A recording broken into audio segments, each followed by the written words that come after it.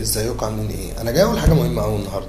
انا شفت الاهلي بيلعب كره جميله مع فايلر، شفت الاهلي بيلعب كره منظمه مع موسيماني، بس شفت كمال ما شفتوش في حياتي مع اي مدير فني مع كولر. دي امتع واشمل كوره انا شفتها للاهلي اخر 10 سنين تقريبا.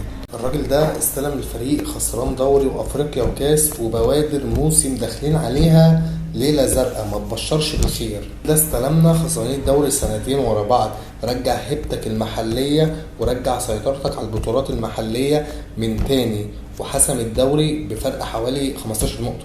الراجل حسم لك دوري ابطال افريقيا على الملعب اللي انت خسرت فيه نفس البطوله السنه اللي فاتت. اقوى خط هجوم واقوى خط دفاع، اقوى نسبه استحواذ في تاريخ الدوري المصري كله، 5 بطولات في اول موسم ليه مع فريق هو اول مره يخش القاره بتاعه الفريق ده شيء يحسب له هو. غريب بالنسبه لي هو تجاهل الاعلام الكامل للراجل ده والانجازات الراجل ده.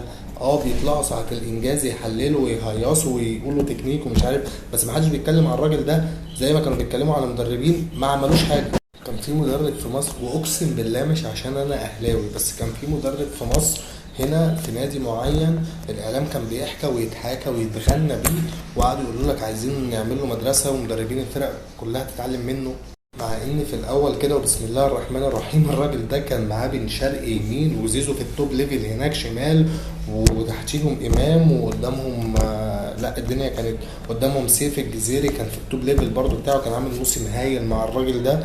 فالراجل ده كان معاه امكانيات. طب اللي مش معاه امكانيات دوت وعمل كل حاجه، كل حاجه حرفيا بمعنى كلمه كل حاجه، فين حقه يا ناس؟ انا قلت بس اديك هنت على الحته ديت عشان اللي اتعمل مع موسيماني ما يتعملش مع الراجل ده، لان هما بداوا برضو محدش كان بيتكلم على انجازات موسيماني خالص نهائي، مع انه عمل من الفسيخ شربات حرفيا، وبعد كده ابتدوا يهاجموا. فهمت ياض؟ سلام.